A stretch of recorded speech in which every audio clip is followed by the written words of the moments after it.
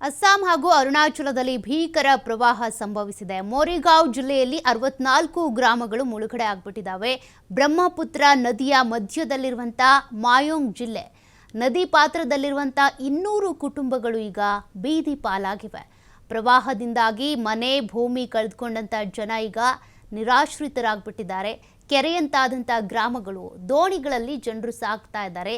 ಜೀವ ಉಳಿಸಿಕೊಳ್ಳೋದಕ್ಕೆ ಆಶ್ರಯ ಪಡ್ಕೊಳ್ಳೋದಕ್ಕೆ ಪರದಾಡ್ತಿದ್ದಾರೆ. बोलने से तो बहुत है, फ्रिज है, जो भी सामान लगता है संसार करने में सभी सामान है, सभी तो मिट्टी में मिल गया। बहुत ही सामान है उधर देखिए। तो हर साल यहाँ पर बाढ़ होता है, फ्लड होता है। हाँ 6 महीने रहता है पानी, 6 महीना पानी रहता है, 6 महीना और ऐसे सूखना रहता है। तो लोग ಅಸ್ಸಾಂ ಹಾಗೂ ಅರುಣಾಚಲದಲ್ಲಿ ಭೀಕರ ಪ್ರವಾಹ ಸಂಭವಿಸಿದೆ. ಮೋರಿಗಾಂವ್ ಜಿಲ್ಲೆಯಲ್ಲಿ 64 ಗ್ರಾಮಗಳು ಮುಳುಗಡೆ ಆಗಿಬಿಟ್ಟಿದ್ದಾವೆ.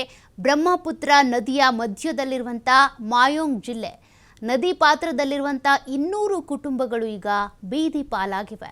ಪ್ರವಾಹದಿಂದಾಗಿ ಮನೆ ಭೂಮಿ ಕಳೆದುಕೊಂಡಂತ ಜನ ಈಗ ನಿರಾಶ್ರಿತರಾಗಿಬಿಟ್ಟಿದ್ದಾರೆ.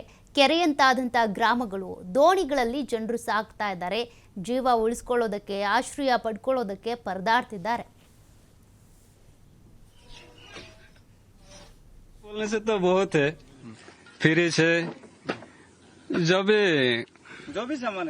भी सामान लगता है संसार करने में सभी सामान है, सभी तो मिट्टी में मिल गया।